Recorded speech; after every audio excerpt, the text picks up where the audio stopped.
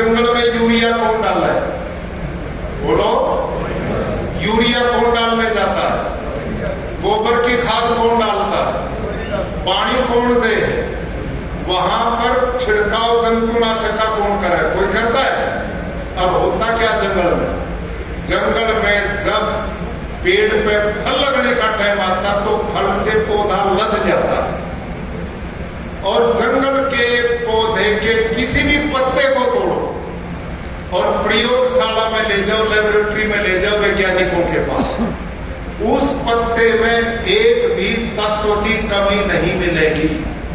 उसमें phosphor, zinc, potash, magnesium, iron, copper सब कुछ मिलेगा। भाई वो कहां से आ गया? बोलो। वहां जब भगवान की प्रकृति सारे नियम पूरे करती तो हमारे खेत की क्यों नहीं करेगी? जो नियम जंगल में काम करे वही नियम हमारे खेत में काम करना चाहिए। इसका नाम प्राकृतिक खेती। समझ में आई कि नहीं बात? और ये हो सकता मेरे खेत में यही काम है, और 10 लाख किसान करते, सब खुश है। मेरा एक भी किसान ऐसा नहीं जिसने ये कहा हो वो तो गड़बड़ है, जो नियम का ही पालन नहीं करता, एक जीवामृत पे जुड़ जाता और कुछ नहीं करता। प्राकृतिक खेती में क्या करना? हमने एक नई तकनीक थोड़ी निकाली है। अब धरती कर दी तब ने बंजर, उसमें बचा नहीं कुछ। अब वो दोबारा उपजाऊ बनानी, दोबारा सोना बनाना जमीन का, तो उसका तरीका क्या है? अब हमने उसमें केंचुए बढ़ाने पड़ेंगे, सूक्ष्म जीवाणु बढ़ाने पड़ेंगे, मित्र कीट बढ़ाने पड़ेंगे। वो मार दिए सारी यूरिया। अच्छा ये बताओ, एक केंचुआ पकड़ के लाओ खेत से, और ये हमारे सांसद साहब के आगे मेज पर रखो उस केंचुए, और उस पर यूरिया डालो, वो जीवेगा मरेगा? बोलो भाई, कमजोर विद्यार्थी हो। और उस केंचुए पे आप गोबर की खाद डाल दो तो जीवेगा, परिवार बढ़ाएगा कि नहीं? तो तुमने मारने वाला काम करा, जीवन वाला करे? बोलो, मारने वाला करे। तो फिर तुम कैसे बचोगे जब उन्होंने मारने लगे? भाई दुनिया में तो वो बचेगा जो दूसरे ने अपना मानता। भारत का नारा वसुधैव कुटुंबकम, सारी दुनिया हमारी, जीव जगत हमारा, इसको बेचारे की रक्षा करो। अरे केंचुआ तो किसान भाइयों फ्री का मजदूर है। मनरेगा वाले तो सवेरे जाकर सामने दाढ़ी मांग ले, ये तो कतई नहीं एक पैसा मांगता, बिना पैसे का मजदूर, और 24 घंटा ऊपर नीचे काम करे, धरती को पूरी को उथल मुलायम बनाता। ये कैसे आता केंचुआ? सुनो अभ्यास। इस प्राकृतिक खेती क्या है?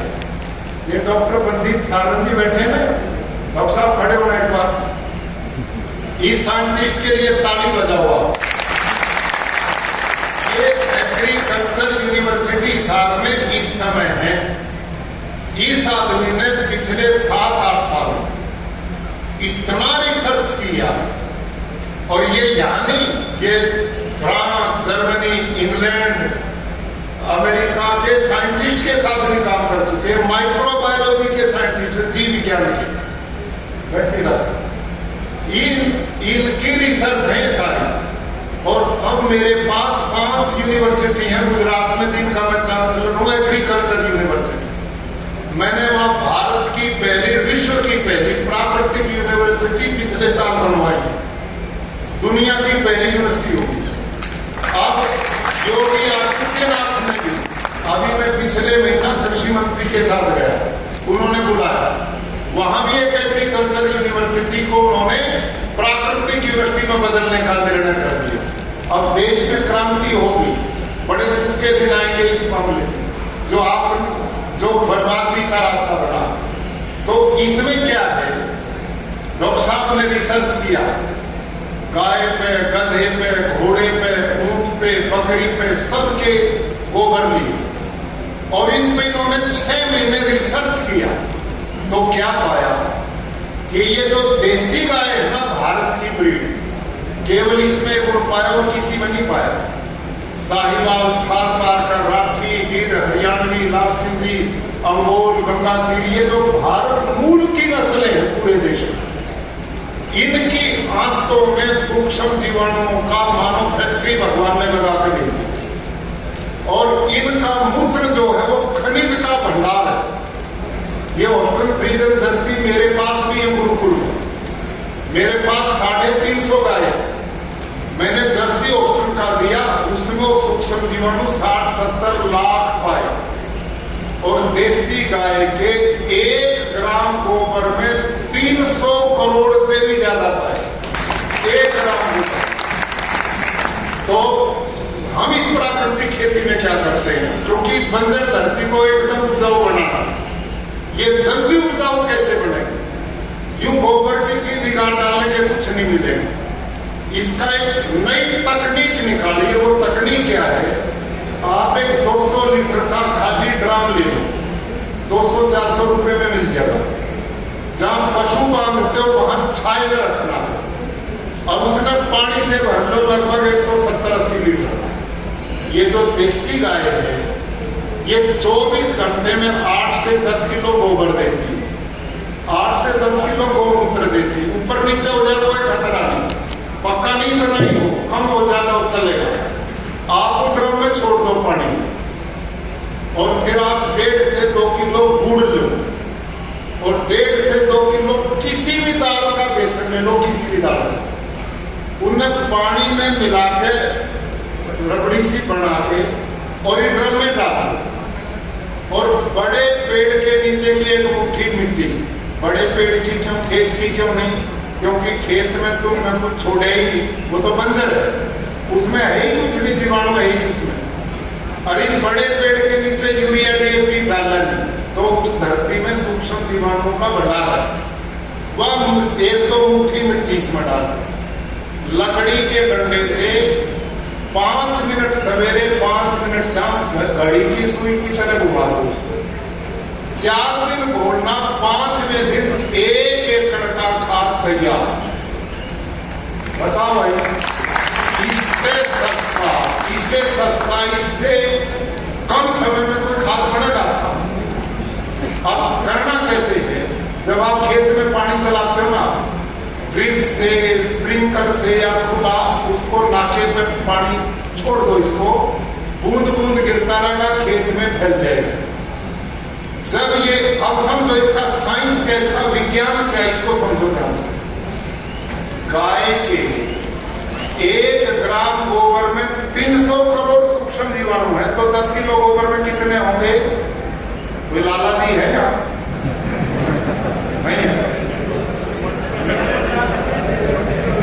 सेठ साहब बैठे हैं ऊपर, ये खेती नहीं करते लोग, हमें तो, हमारा तो काम DP सर कुत्ते काम हो रहे हैं। अच्छा सुनो, 1 ग्राम गोबर में 300 करोड़ सूक्ष्म जीवाणु, तो 10 किलो गोबर में 30 लाख करोड़ सूक्ष्म जीवाणु। आगे समझ में? अब ये 30 लाख करोड़ सूक्ष्म जीवाणु ड्रम में, और इनको आपने दाल का बेसन प्रोटीन दे दिया खाने को, तो ये तगड़े होंगे, पहलवान बनेंगे, स्वस्थ होंगे। और गुड़ दिया तो मल्टीप्लाई होगी, इनकी संख्या बढ़ेगी, इतनी बढ़ेगी। और मिट्टी जो डाली थी ना एक मुट्ठी, उसमें भी सूक्ष्म जीवाणु, तो इनमें जाग लगेगा, जामुन लगेगा, कल्चर बनेगा।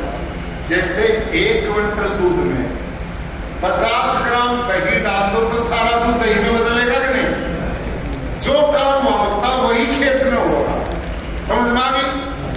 सारे खेत में जो मिट्टी में सूक्ष्म जीवाणु, और इस ड्रम में डॉक्टर साहब बैठे हमारे बीच में, इन्होंने रिसर्च किया, इस ड्रम में जब ये घोलोगे ना तो ये सूक्ष्म जीवाणु हर 20 मिनट में दुगने होते, डबल।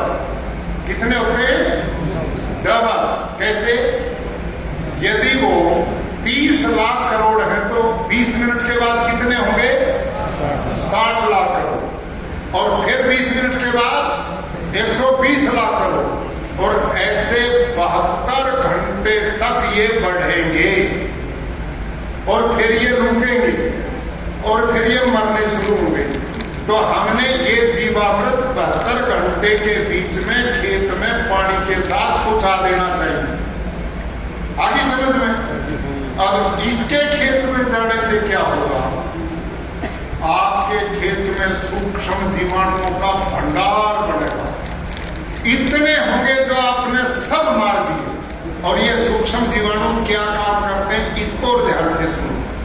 ये जो हमारे कृषि वैज्ञानिक बैठे हैं ना, इनका बड़ा योगदान है, बड़ा सहयोग है, लेकिन इस बात को वे भी नहीं समझ रहे। वो क्या कहते हैं आपको आके, भाई इस धरती में नाइट्रोजन कहां से आएगा, फास्फोरस कहां से आएगा, जिंक कहां से आएगा, पोटास कहां से आएगा, मैग्नीशियम कहां से आएगा, आयरन कहां से आएगा, कॉपर कहां से आएगा, बताते हैं कि नहीं आप भाई? और फिर आप पैसे जेब में डालकर मंडी में जाओ और फिर वहां तक पोटास खरीदते हो, जिंक खरीदते हो, फलाना लेते हो। जो खेती में थोड़ा बहुत बचा था वो वहां दिया है, चला नहीं यही प्रोग्राम। अब समझो ये कहां से आएगा, वो बता रहा हूं आपको। ये सारी चीज आएंगी, अपने आप आएंगी, बाजार में जाने की जरूरत नहीं। ये बड़ा षड्यंत्र आपके साथ। ये जो गौ माता के पेट से निकले हुए सूक्ष्म जीवाणु है ना, जो जीवामृत घनजीवामृत बनाकर न बढ़ाए धरती में, जो किसान भाइयों, इनमें ऐसे सैकड़ों प्रकार के सूक्ष्म जीवाणु हैं। ये जो आकाश है ना, इसमें 78% नाइट्रोजन है, यूरिया है।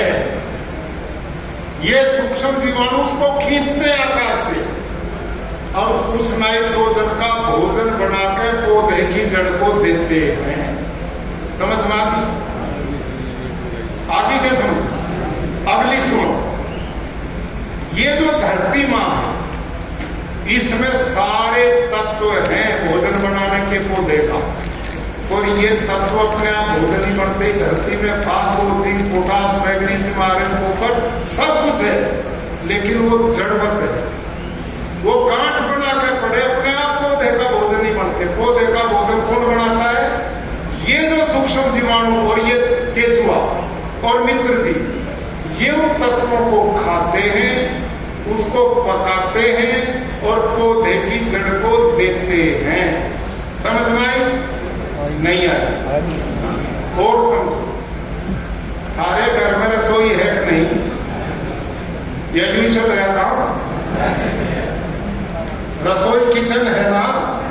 अच्छा यूं बताओ, आपकी रसोई में, किचन में भोजन बनाने का सारा सामान रखा है। आपके यहाँ दाल भी है, सब्जी भी है, घी तेल भी है और नमक भी है, मोदी जी की दी गैस भी है, सारी चीज है। पर यूं बताओ, यदि बनाने वाली हमारी माँ, बहन, बेटी, बहन ना जाके भोजन बनावे तो अपने आप उनके बाहर आ जाएगा भोजन? नहीं आओगे ना। सामान तो भोजन का सारा है, लेकिन भोजन बनाने वाले नहीं है तो भोजन नहीं बनेगा। समझ में आ गई? इस धरती माता में पौधे का भोजन बनाने के सारे तत्व हैं, लेकिन जो भोजन बनाने वाले केचुआ था, सूक्ष्म जीवाणु थे, मित्र कीट थे, वो तो उन्हें सारे मार दिए। इन पौधे ने भोजन कहां से मिलेगा? वो पौधे का भोजन बनाने वाला देखा था ना मेरा केचुआ, ये लाखों की संख्या में।